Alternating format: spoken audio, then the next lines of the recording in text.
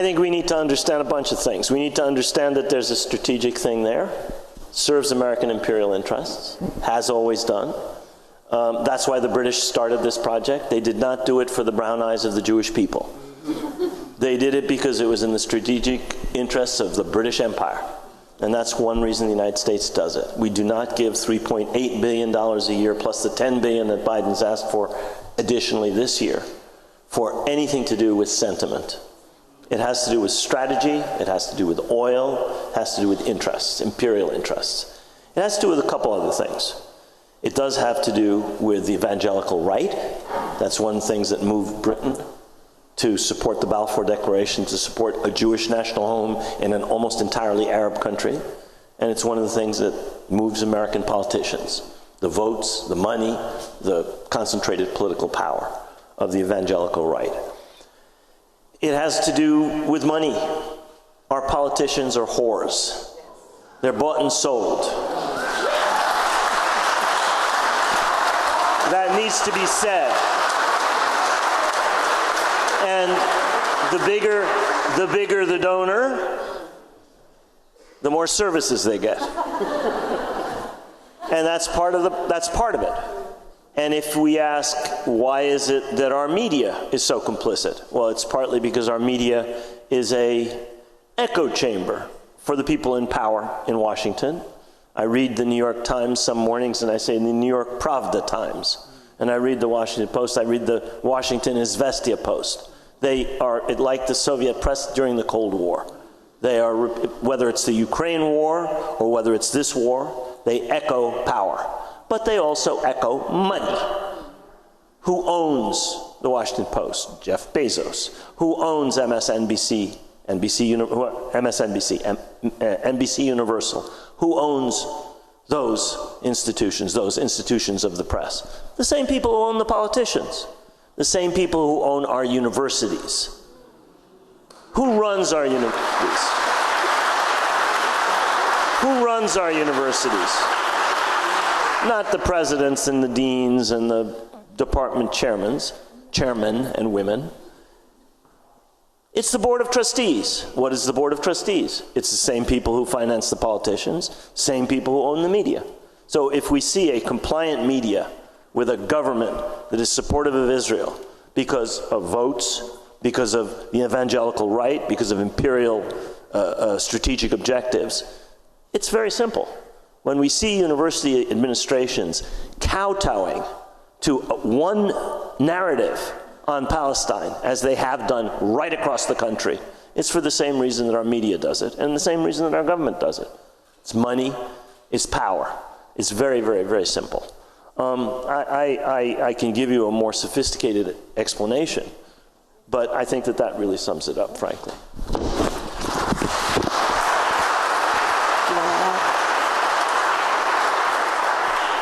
I don't have a better answer to that. Yeah, it's interesting because I reflect on the fact that... Can I say something? I hope I did not insult sex workers. I did not mean to do that. I did not mean to do that.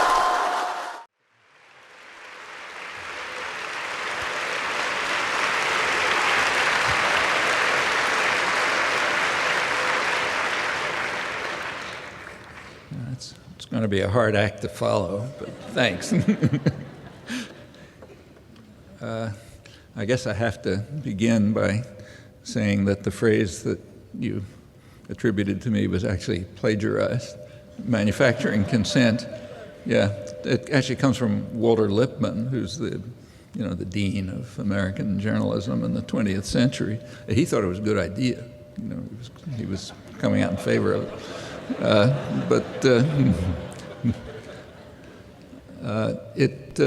It goes without saying that anything that happens in the United States has an enormous impact on the rest of the world, last election, for example, and conversely, that's important to remember. What happens in the rest of the world cannot fail to have an important, in fact, crucial often, impact in the United States. And that happens in several ways. For one thing, it sets constraints on what even the most powerful state can do. But in a more significant way, what happens elsewhere, like here, influences the domestic component of what the New York Times ruefully described as the second superpower, namely world public opinion, after the enormous protests right before the Iraq invasion. It was the first time in hundreds of years of the history of Europe and its North American offshoots that a war was protested, and in fact massively protested, before it was officially launched. And that's a historic event, and it tells us a lot about where we've come, and should be encouraging, not depressing. Take, say, by comparison, the war, what's called the Vietnam War, actually the war against South Vietnam, that was launched by John F. Kennedy in 1962. It was brutal and barbaric from the outset.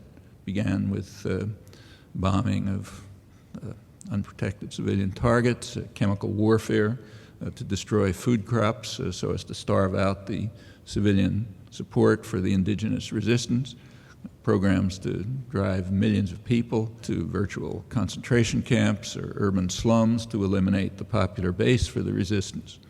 By the time protests reached a substantial scale, 1967, the highly respected and quite hawkish Vietnam specialist and military historian Bernard Fall wondered, quoting him, whether Vietnam as a cultural and historic entity would escape extinction as the countryside literally dies under the blows of the largest military machine ever unleashed on an area of this size. It was particularly South Vietnam, which was always the main target of the U.S. assault. And when protest finally did develop, many years too late, it was mostly directed against the peripheral crimes, the extension of the war to the north and the rest of Indochina. These were terrible crimes, but lesser ones. And it's quite important to remember how much the world has changed since then through deeply committed popular struggle. It's far too late in developing, but ultimately it was effective. The most interesting part of the Pentagon Papers, which is rarely mentioned for good reasons, is the last section.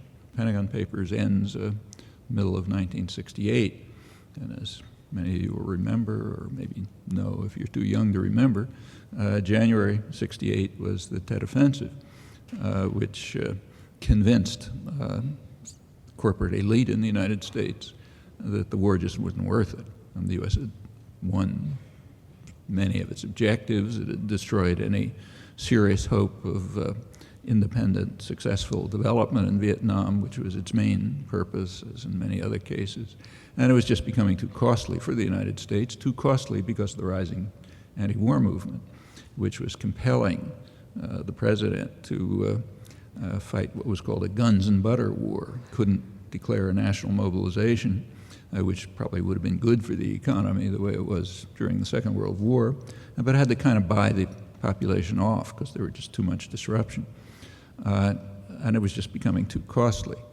That was the Tet Offensive, the Pentagon Papers, kind of record of the internal Pentagon history that Dan Ellsberg released. It ends a couple of months after that. And it turns out that right after the Tet Offensive, the president wanted to send 200,000 more troops to South Vietnam, and the Joint Chiefs of Staff objected. They didn't want to do it, and they refused. And the reason they said is that they would need those troops for civil disorder control in the United States because of the rising protests among women, young people, minorities, in fact, a large part of the population. So it was just too dangerous to send more troops to Indochina. That continued and grew. Over the next 10 years, elite groups thought they had it under control. When Ronald Reagan came into office, he tried to duplicate what John F. Kennedy had done in South Vietnam 20 years earlier. In fact, Reagan probably didn't know what was going on, but his advisors, his planners, just point by point duplicated it. This is 1981, and the target then was Central America, under what was called, incidentally, a war against terror. It was declared in 1981, not in 2001. They had to back off because there was just too much spontaneous protest from church groups, from by then all over the mainstream of the country, not just young people and so on. So they backed off, and they turned to what was called clandestine war. Clandestine war is a technical term that means a war that everybody knows about except the population of the United States. And they don't know it for a good reason, which some people have something to answer for about. So the Reagan administration fought this clandestine war with a huge international terror network. So the cover war on terror, Orwell would have appreciated. That was terrible enough. A couple 100,000 people were killed, 4 countries devastated. But it wasn't B-52s, which are much worse. And it wasn't mass murder operations, which happened to be peaking in 1969, at the time when John Kerry was deep in the Mekong Delta in the South, which by then had been largely devastated. The popular reaction to even the clandestine war, which, as it was called, also broke new ground in history, another historically unprecedented development. That was the origin of the solidarity movements for Central America, which were coming right out of the mainstream. Thousands, in fact, tens of thousands of people from the United States actually went to help the victims. That had never happened in the history of European imperialism or its North American offshoots. And by now they're all over the world.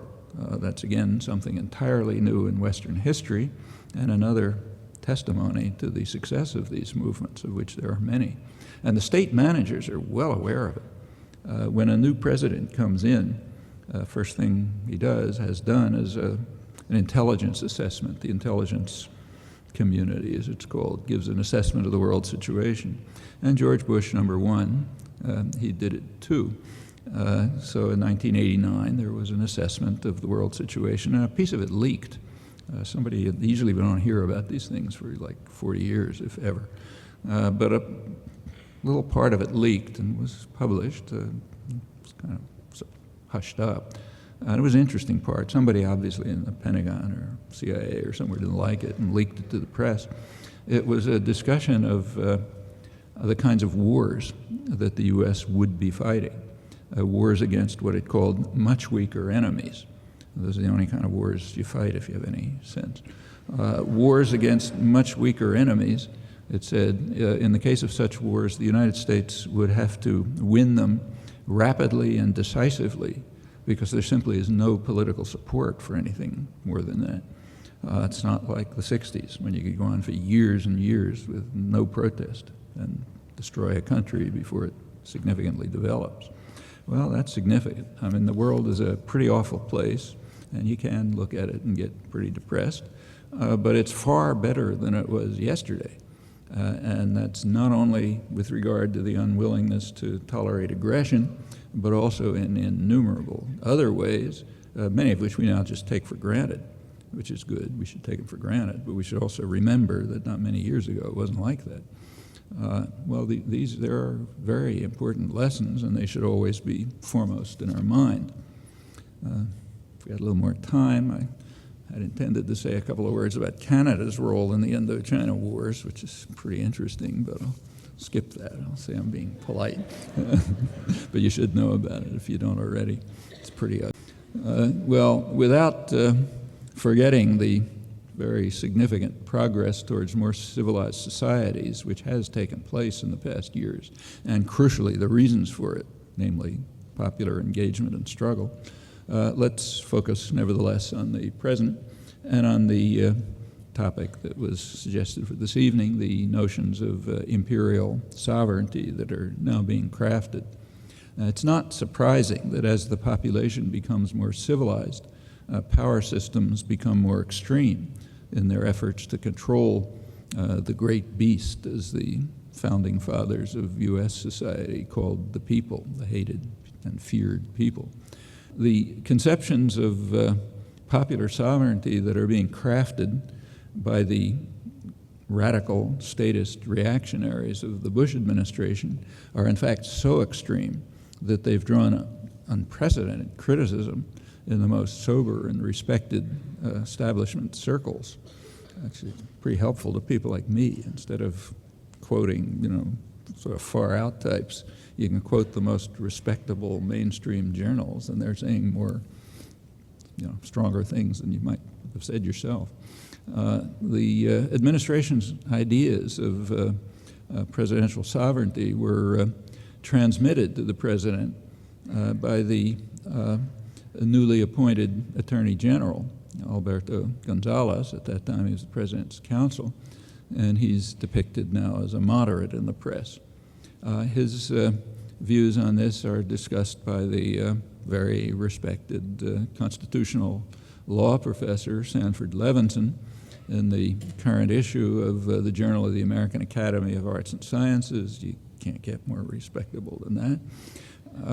Levinson writes that the conception being crafted by the Justice Department, transmitted by Gonzales, is based on the principle that, quoting, there exists no norm that is applicable to chaos. And that quote, as Levinson comments, is from Carl Schmitt, who was the leading German philosopher of law during the Nazi period. Levinson describes him as the true eminence grise of the Bush administration.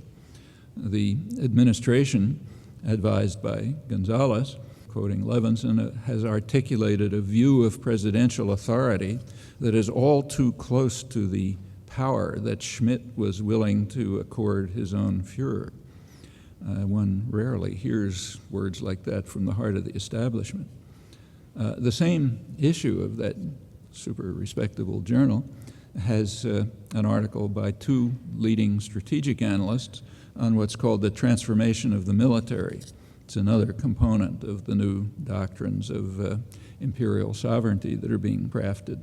That's the rapid expansion of offensive weaponry, including the militarization of space, in this case joined apparently by Canada, and other measures that are designed to place the entire world at risk of instant annihilation. And these have elicited the anticipated reactions by potential targets, Russia and China, who are developing their own offensive weaponry in order to overwhelm it. These two analysts conclude that the U.S. programs may lead to, in their words, ultimate doom. And they express their hope that a coalition of peace-loving nations will coalesce as a counter to U.S. militarism and aggressiveness, a coalition led by China. We've come to a pretty pass when such sentiments are voiced in sober and respectable circles, which aren't given to hyperbole, and when their faith in U.S. democracy is so slight that they look to China to save us from marching towards ultimate doom. And it's up to the second superpower to decide whether that contempt for the great beast is warranted. Well, going back to Gonzales, the President's counsel then, he transmitted to the President the conclusion of the Justice Department that the President has the authority to rescind the Geneva Conventions. It's the supreme law of the land under the U.S. Constitution and the foundation of modern international humanitarian law. And Gonzales advised the President that this would be a good idea. In his words, it substantially reduces the threat of domestic criminal prosecution of administration officials under the War Crimes Act of 1996, which carries the death penalty for grave breaches of the Geneva Conventions. So he better rescind them quickly. Well, we can see right on today's front pages why the Justice Department was right to be concerned that the President and his advisors might be subject to the death penalty under the laws passed by the Republican Congress in 1996. And of course, under the principles of Nuremberg, if anyone took them seriously. 2 weeks ago, on the front page of the New York Times, prominently displayed, was a picture of Fallujah General Hospital. The accompanying story said patients and hospital employees were rushed out of rooms by armed soldiers and ordered to sit or lie on the floor while troops tied their hands behind their backs. And that's what the picture shows, armed soldiers standing over people lying, patients and doctors lying on the floor with their hands tied behind their backs. And that's described in the stories, in the front page stories, an important achievement. Quote, New York Times, "It shut down a propaganda weapon for the militants. Fallujah General Hospital had been producing a stream of reports of civilian casualties, and these inflated figures, I mean inflated because our leader so declares, were inflaming opinion throughout the country and the region, driving up the political costs of the conflict." Incidentally, the word conflict is by now a common euphemism for U.S. aggression, as when we read on the same front pages that the U.S. must now rebuild what the conflict just destroyed. A conflict has no agent. It's kind of like a hurricane. It happens, and then we have to come in and rebuild it. Well, let's go back to the picture and the story about the closing of the propaganda weapon, the main hospital. There are some relevant documents, including the Geneva Conventions. So here's a principle of the Geneva Conventions. Fixed establishments and mobile medical units of the medical service may in no circumstances be attacked and shall at all times be respected and protected by parties to the conflict. So page 1 of the world's leading newspaper is cheerfully depicting war crimes for which the political leadership could be sentenced to death under U.S. law.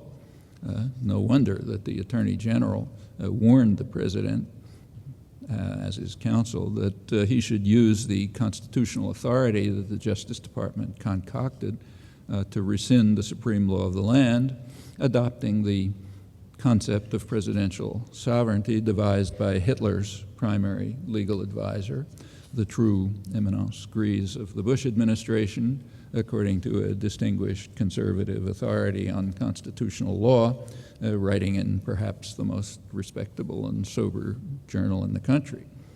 Well, the world's greatest newspaper also tells us, quoted, that the U.S. military achieved nearly all their objectives in Fallujah well ahead of schedule, leaving much of the city in smoking ruins.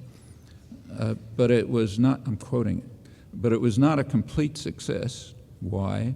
There was little evidence of dead pack rats in their warrens or the streets. Those are their words, not mine. They did find a body of a dead woman, although it's not known whether she was an Iraqi or a foreigner. That's the only question that's raised, and apparently the only one that comes to mind.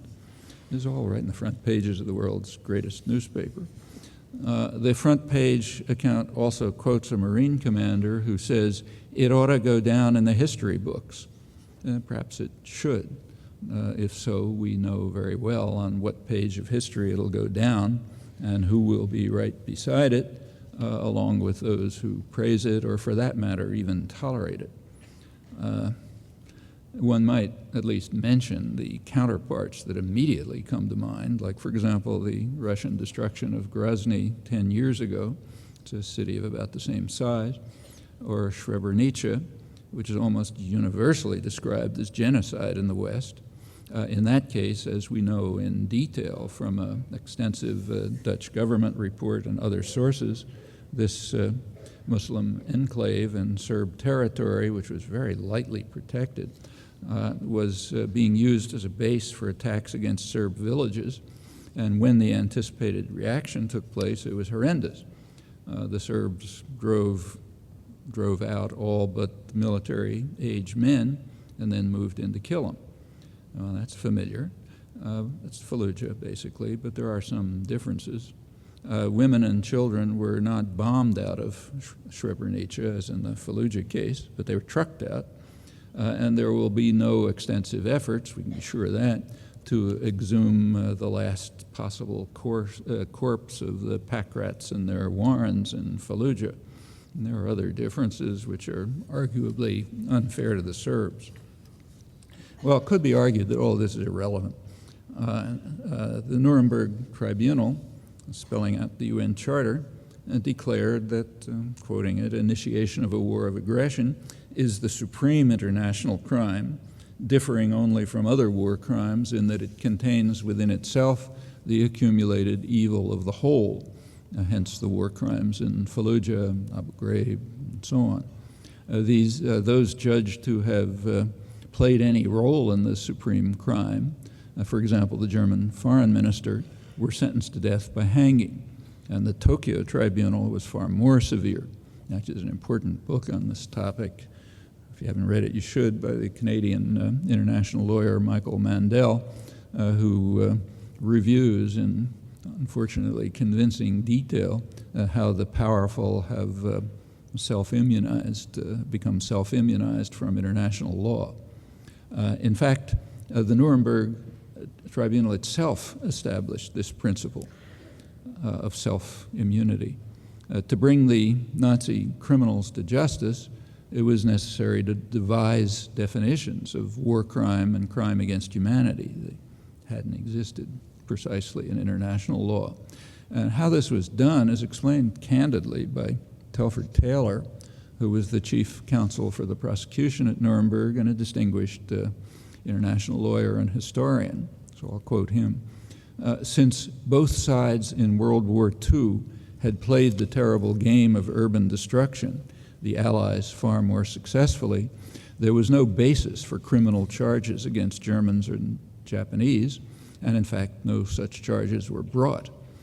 Aerial bombardment had been used so extensively and ruthlessly on the Allied side as well as the Axis side that neither at Nuremberg nor Tokyo was the issue made a part of the trials. So in other words, it goes on like this, the operative definition of crime is crime that you committed and we did not. And to underscore that fact, Nazi war criminals were absolved if the defense could show that their U.S. counterparts carried out the same crimes. Taylor concludes from this that to punish the foe, especially the vanquished foe, for conduct in which the enforcer nation has engaged would be so grossly inequitable as to discredit the laws themselves, which is correct.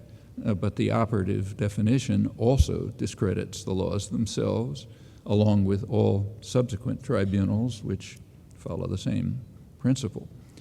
Taylor provides this background as part of his explanation of why U.S. bombing in Vietnam was not a war crime, and his argument is plausible, further discrediting the laws themselves. Some of the subsequent tribunals are discredited in perhaps even more extreme ways, such as the Yugoslavia versus NATO case, which is now being adjudicated by the International Court of Justice, World Court. The U.S. was excused correctly on the basis of the argument that it is not subject to the jurisdiction of the court in this case. The reason is that when the United States signed the Genocide Convention, which is at issue here, the U.S. finally did sign it after 40 years, it signed it with a reservation saying that it is inapplicable to the United States. And the rules of the World Court say that they can only deal with something if both sides are subjected to its jurisdiction. There was an outraged comment on the efforts of the Justice Department lawyers to demonstrate that the president has the right to authorize torture, a comment by the dean of Yale Law School, Howard Koh, and he said that the notion that the president has the constitutional power to permit torture is like saying that he has the constitutional power to commit genocide. Well, the president's legal advisors, like the new attorney general, should have little difficulty arguing that the president indeed does have that power if the second superpower, it's us, permits him to exercise it. Let's look at the pretext for the U.S.-British aggression in Iraq, the supreme international crime that encompasses everything that follows. The pretext was the right of what's called anticipatory self-defense. Now it's sometimes called preemptive war, in a radical perversion of that concept. This right of anticipatory self-defense was proclaimed officially in the Bush administration National Security Strategy of September 2002, which declared Washington's right to resort to force to eliminate any potential challenge to its global dominance, any potential threat, if you like. The National Security Strategy was very widely criticized among the foreign policy elite right away.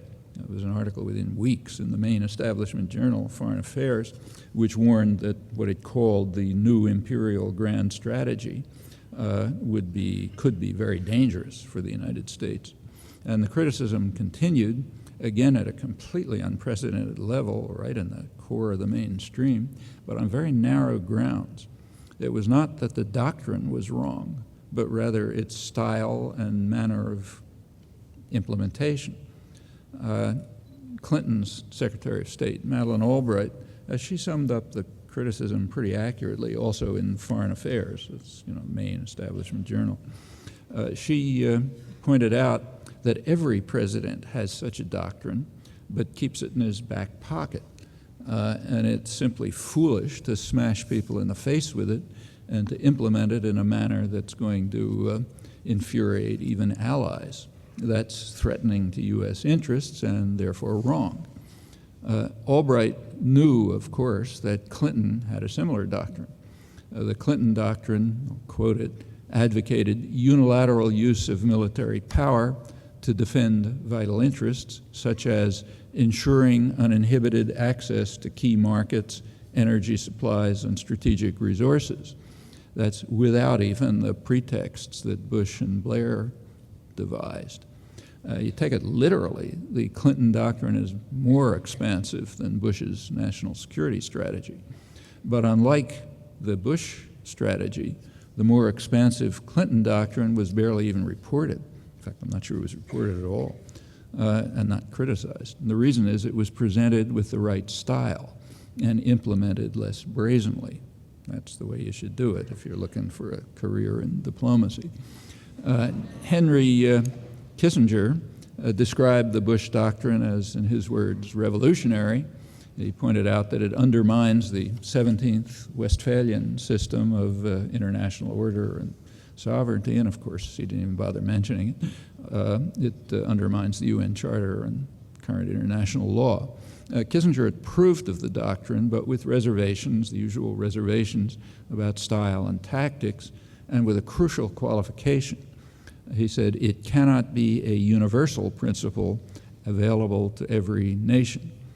Rather, the right of aggression must be reserved to the United States, perhaps delegated to chosen clients. So we must forcefully reject the principle of universality, the principle that we apply to ourselves, the same standards we apply to others, more stringent ones if we're serious. Bush and Blair, who we're told read the Gospels religiously all the time, must know the famous definition of the hypocrite in the Gospels, repeated a couple of times, but maybe it didn't get from the eyes to what lies behind or whatever.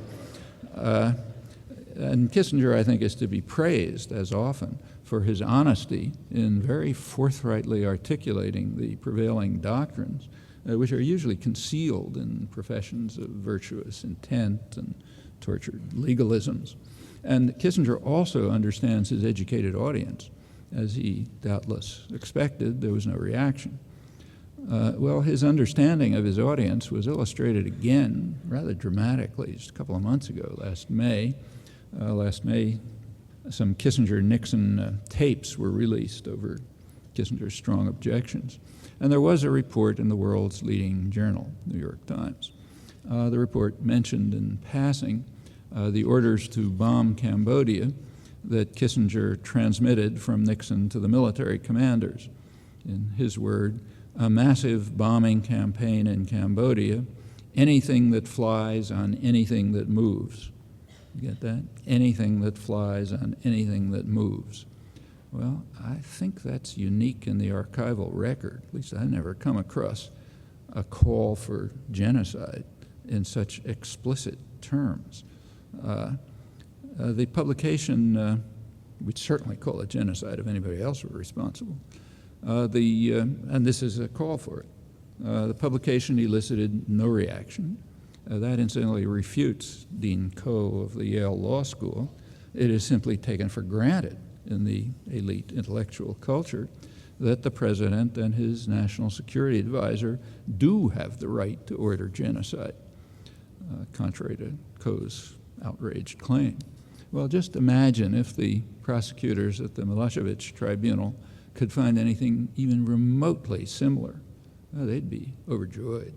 Trial would be over, several life sentences, death penalty if it adhered to U.S. law. But remember, that's them, not us.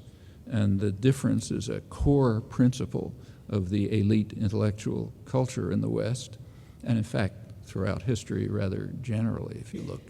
The principle of universality is the most elementary of moral truisms.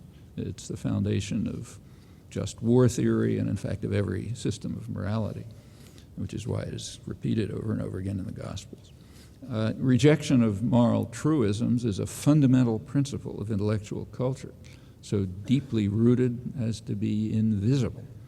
And just to illustrate again how deeply entrenched it is, that's the world in which we live, incidentally. It's not some exotic thing on Mars. Let's return to the principle of anticipatory self-defense, which is adopted as legitimate by both political organizations in the United States and across virtually the entire spectrum of articulate opinion, those usual margins. The principle has some immediate corollaries. So if the United States is granted the right of anticipatory self-defense against terror, then certainly Cuba, Nicaragua, in fact, a long host of others, have been entitled for years to carry out terrorist acts within the United States, because there's no doubt about U.S. involvement in very serious terrorist attacks against them, extensively documented in impeccable sources. In the case of Nicaragua, even condemned by the World Court and the Security Council in 2 resolutions that the U.S. vetoed, with Britain loyally abstaining. The conclusion that Cuba and Nicaragua, among many others, have long had the right to carry out terrorist atrocities in the U.S., that conclusion is, of course, utterly outrageous and advocated by no one.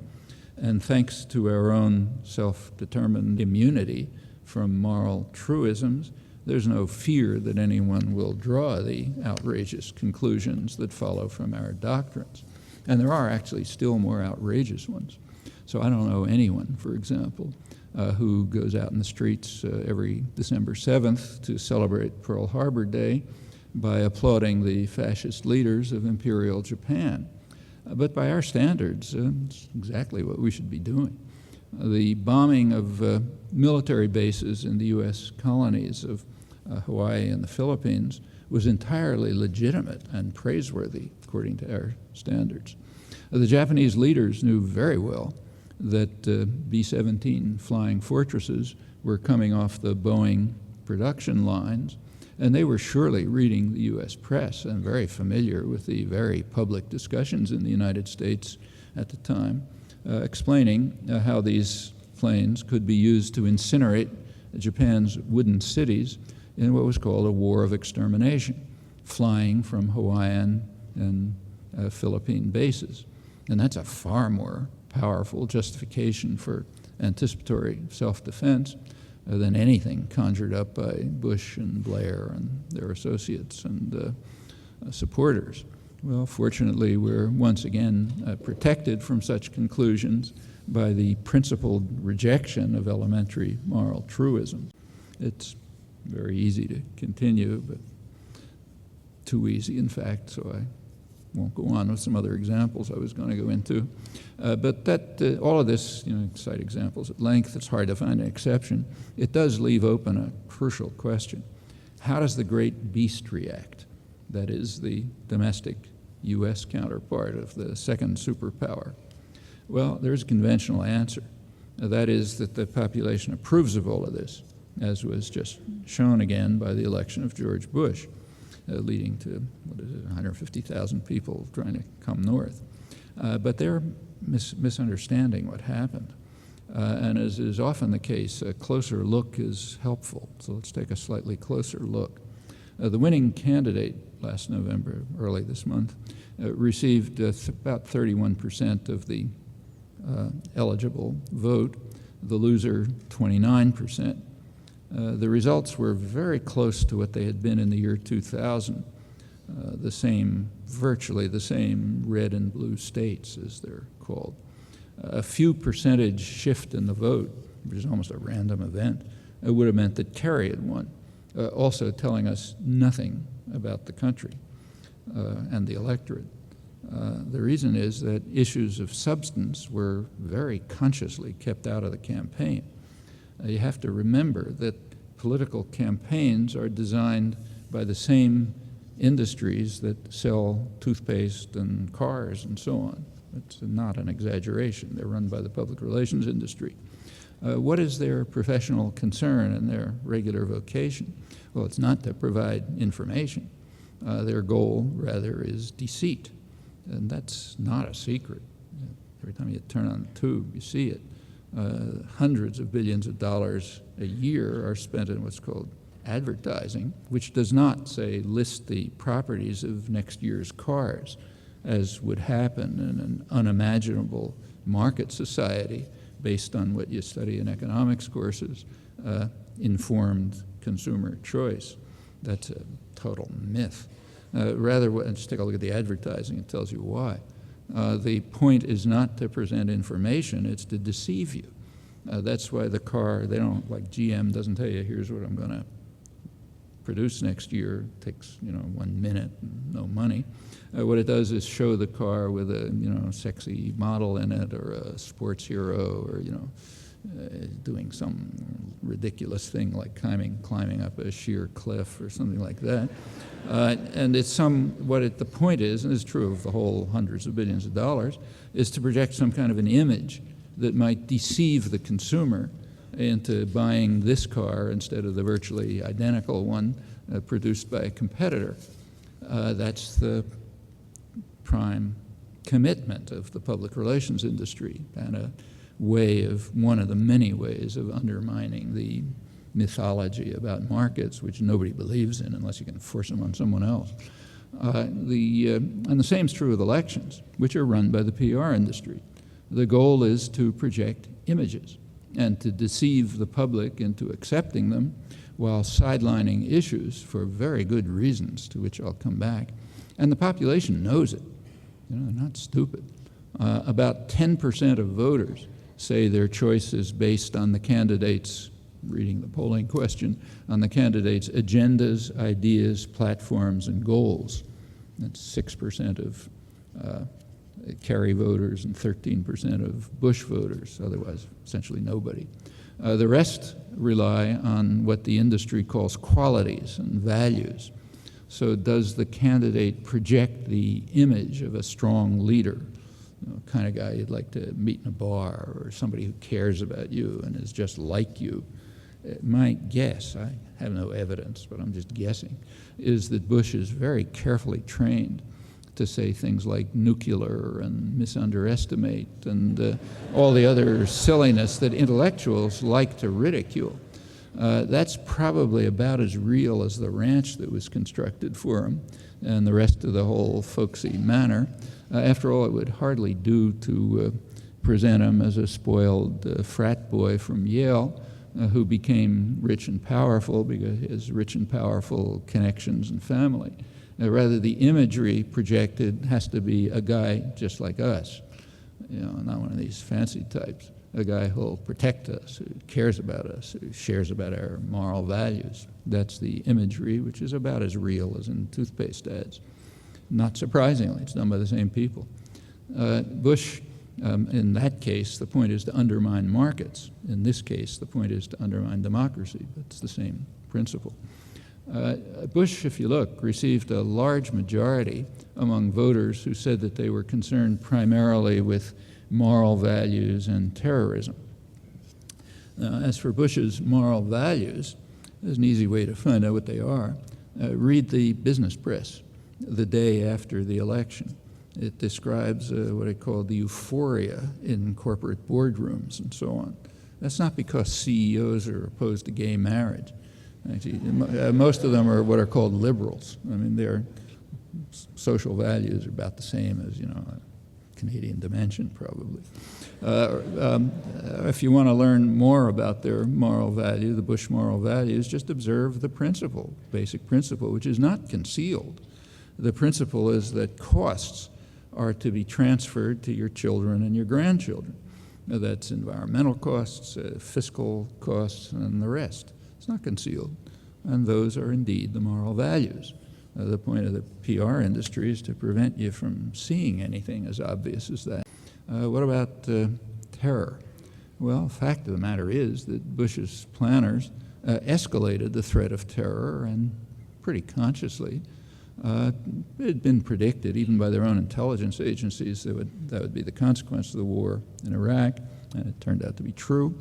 And they did it because it's just not a high priority for them, surely as compared with much more serious goals, such as establishing secure military bases in a dependent client state right at the heart of the world's energy resources. That's really important. It's critically important to ensure that the huge profits, one historian of the industry calls them profits beyond the dream of avarice, it's important to ensure that they go into the right pockets. Even meaning U.S. energy corporations, and in fact much more than that, the U.S. Treasury, high-tech industry, which sells weapons and so on, construction corporations and so on, Bechtel and the rest of them. And even more important than the ensuring that the huge profits beyond the dream of avarice go to the right place, certainly not to the people of the region, that's out of the question, but not to competitors either, mostly to the U.S. Much more important than that is what was called the stupendous strategic importance of the Middle East region back 60 years ago, and has been understood ever since. Namely, having a hand on the spigot guarantees what planners 50 years ago called veto power over others. It's George Kennan, favored it, of course. Just his successor, Zbigniew Brzezinski, wrote a couple of months ago that controlling Iraq gives the United States critical leverage over European and Asian economies, veto power, in other words. And controlling those rivals has been a major concern of policy planners ever since the Second World War. They are, to quote Henry Kissinger, they're supposed to keep to their regional responsibilities within the overall framework of order managed by the United States. That's what Kissinger instructed Europeans in his Year of Europe address 30 years ago. And sometimes they get out of line, so if so, you can use the critical leverage. That's now much more urgent than it was in the past, as they keep threatening to move in an independent course, maybe even united. So the European Union and China have became each other's leading trading partners last year, and these ties are becoming even tighter. And now it of course includes the world's second largest economy, Japan.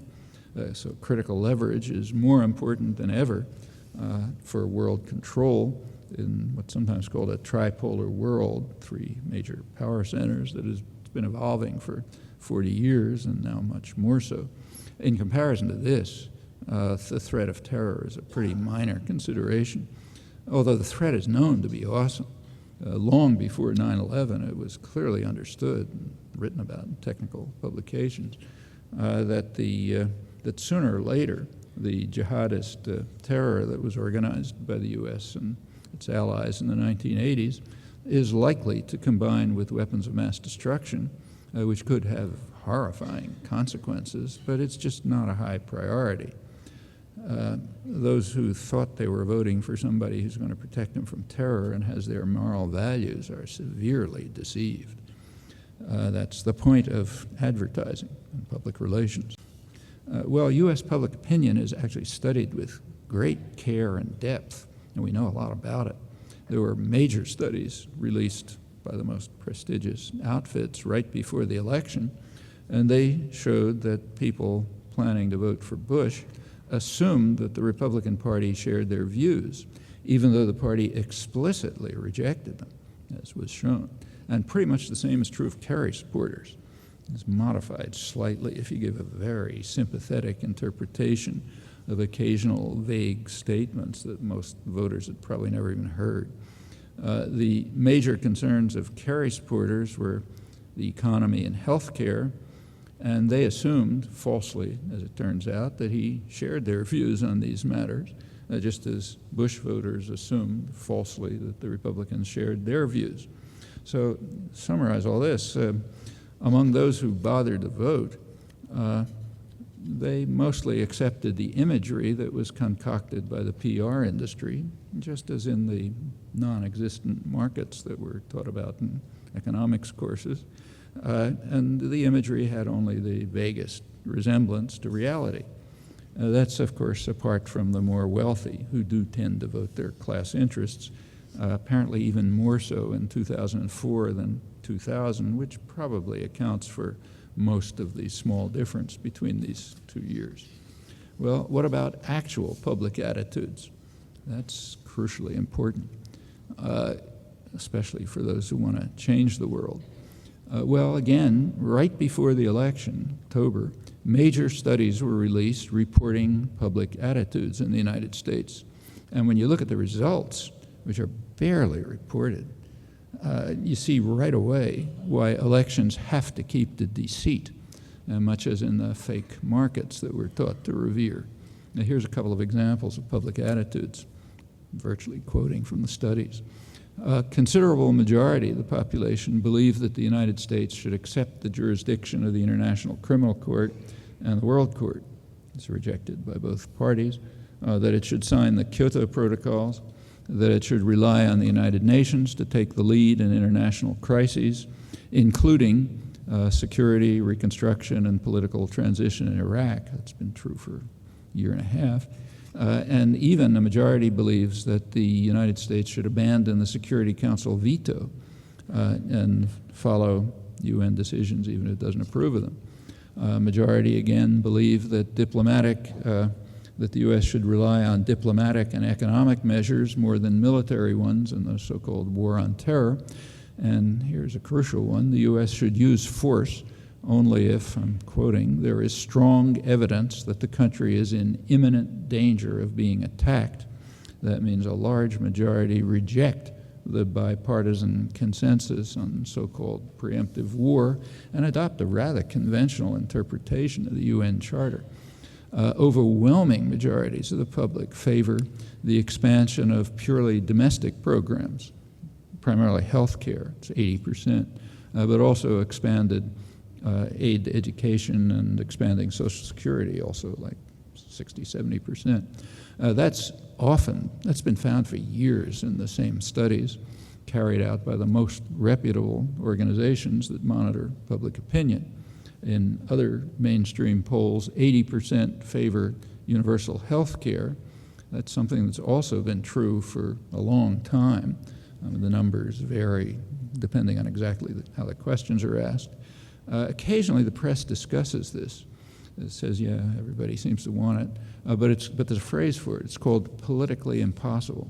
That's how the New York Times has described it in the past. Just again, a couple of days before the election, the New York Times had an article on this, and here's what it said. It says, there is so little political support for government intervention in the healthcare market in the United States. That's not universal health care, but any government intervention in the healthcare market. There's so little political support for it that John Kerry took pains in a recent presidential debate to say that his plan for expanding access to health insurance would not create a new government program. That is what the large majority of the population want. But it's politically impossible, and that's correct. It's opposed by the insurance companies, the pharmaceutical industry, and Wall Street. So it's therefore politically impossible in a country where the elite not only doesn't pretend that it's a democracy, but doesn't want it to be. So like if 80% of the population wants something, it's politically impossible and has no political support if it's not supported in the places that matter. Well, I could go on with these studies, which are quite interesting, but one interesting thing about them is that they are held by people in virtual isolation.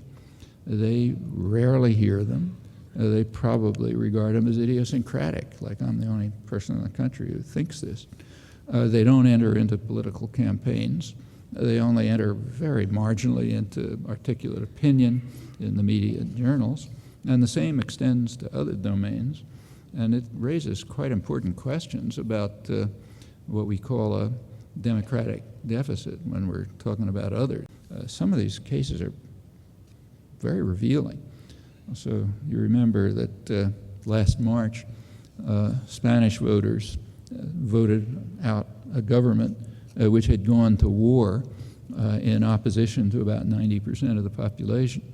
Well, when the Spanish government did go to war, joining the U.S. over huge, almost universal objection, it was very highly praised in the United States and Britain and much of the West, because it was described, as you remember, what was called the New Europe, the hope for the future, the hope for democracy, namely countries that, if you look at the criterion that distinguished the good guys, New Europe, from the bad guys, Old Europe, it was very straightforward, almost impossible to miss. It took real dedication to the party line to miss it, and it was universally missed almost.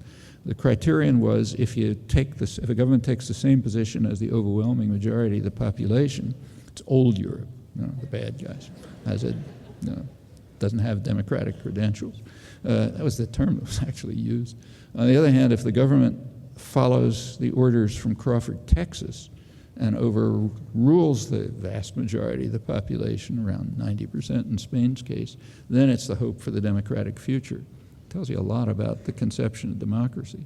Well, last March, Spanish voters voted out that government, and they were bitterly condemned for appeasing terror, and you remember all of that.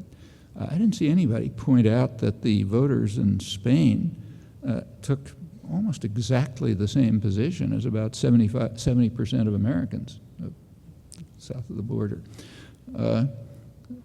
About 70% of people in the United States were in favor of what I just said, transferring authority for reconstruction, security, political transfer in Iraq to the United Nations. In fact, that had been true for about a year at that time. And that's what the Spanish voters voted for. They didn't vote for pulling out the troops. They said leaving them there only under UN authority. Well, there's a difference between Spain and the United States. In Spain, people knew what public opinion was. In the United States, to find it out, you got to do a research project. It's there, but you got to do some work. And in Spain, people could vote for it. In the United States, completely off the electoral agenda. It's really important to keep issues out of the electoral agenda because of popular attitudes. Actually, we could ask, what would the result be if the parties, let's say either of them, had been willing to articulate people's concerns, even on the issues that people pick as most important? Or what would happen if such issues were allowed to enter mainstream discussion? Well, about that we can only speculate, but we do know that it doesn't happen and that the facts are barely even reported. And it seems reasonable to surmise that it's fear of the great beast that lies behind that, and it's pretty deep. Well, the operative conception of democracy is also revealed very clearly in the international arena, as in the case I mentioned and others. Let's take a current case, the death of Yasser Arafat. The lead think piece in the New York Times by their kind of house lefty intellectual on the death of Arafat, the lead story think piece opened by saying this: the post-Arafat era will be the latest test of a quintessentially American article of faith, that elections provide legitimacy even to the frailest institutions. You read down to the last paragraph on the continuation page, and you read, Washington resisted new national elections among the Palestinians because Arafat would win and gain a fresher mandate, and they might help give credibility and authority to other people the U.S. doesn't like. In other words, democracy is fine if you're sure that the results are going to come out the right way. That's the quintessential faith. And we see that very dramatically right now in the case of Iraq, very dramatically. A year ago, after all the other pretexts had collapsed, Bush's speechwriters came along with a new one to replace them. It's what the liberal press calls the president's messianic vision to bring democracy to Iraq, Middle East, whole world. And the reactions were kind of intriguing.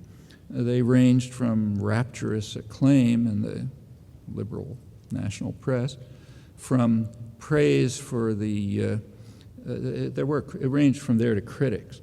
The critics agreed that the vision was noble and inspiring, but they said it might be beyond our reach. The problem is that Iraqi culture is just not ready for such progress towards civilized values. But it was interesting that it was presupposed across the spectrum that this was the goal of the invasion. Well, there's evidence for that, one piece of evidence. Our leader proclaimed it. What more is needed?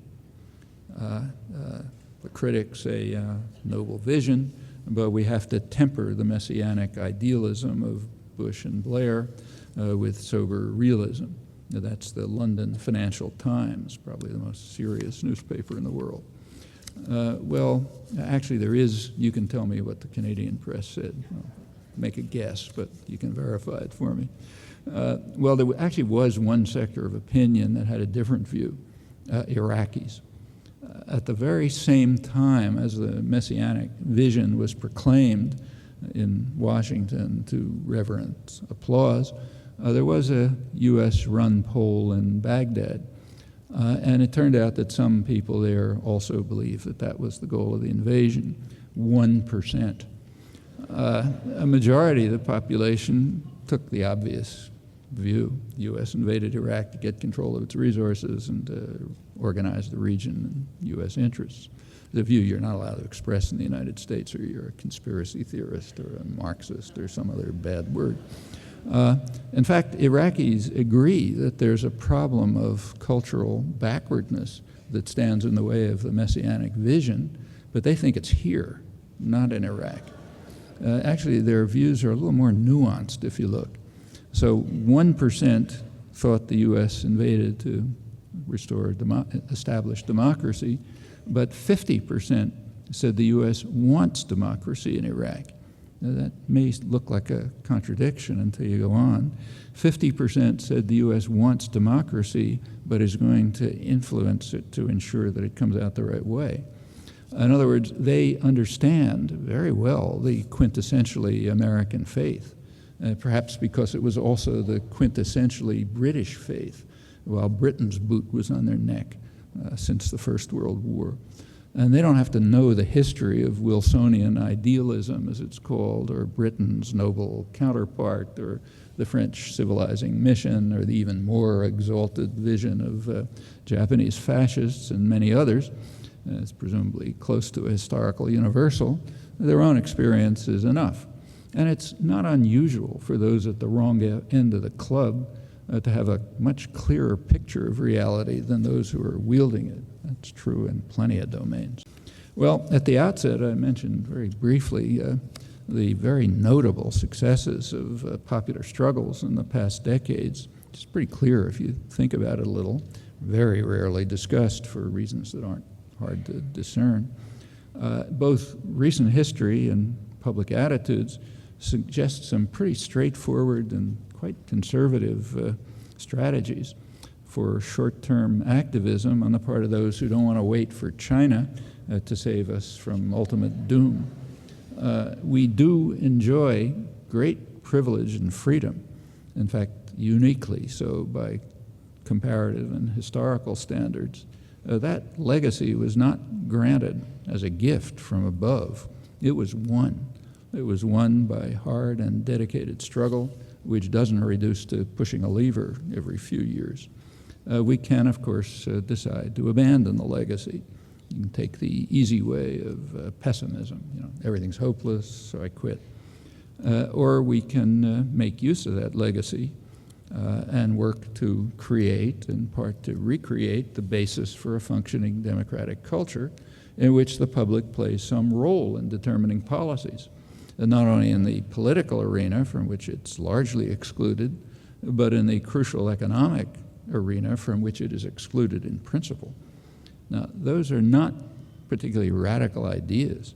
So, for example, they were articulated very clearly by the leading 20th century social philosopher in the United States, John Dewey, who's American as apple pie in the familiar phrase. He pointed out that until what he called industrial feudalism is replaced by industrial democracy, politics will remain the shadow cast by business over society. Now, Dewey wasn't being particularly original in that. In fact, he was drawing from a long tradition of thought and action that had developed independently in working class culture from the very origins of the Industrial Revolution, actually, right where I live, an area near Boston in the mid-19th century. Those ideas were remain just below the surface, and they can become a living part of our societies and our cultures and our institutions. But like other victories for justice and freedom over the centuries, that's not going to happen by itself. One of the clearest lessons of history, including very recent history, is that rights are not granted. They are won, and the rest of it's up to us. The oligarch's nightmare is that we will not allow ourselves to be divided up by race, religion, sexual orientation, or country of origin, and will together have the courage to take them on.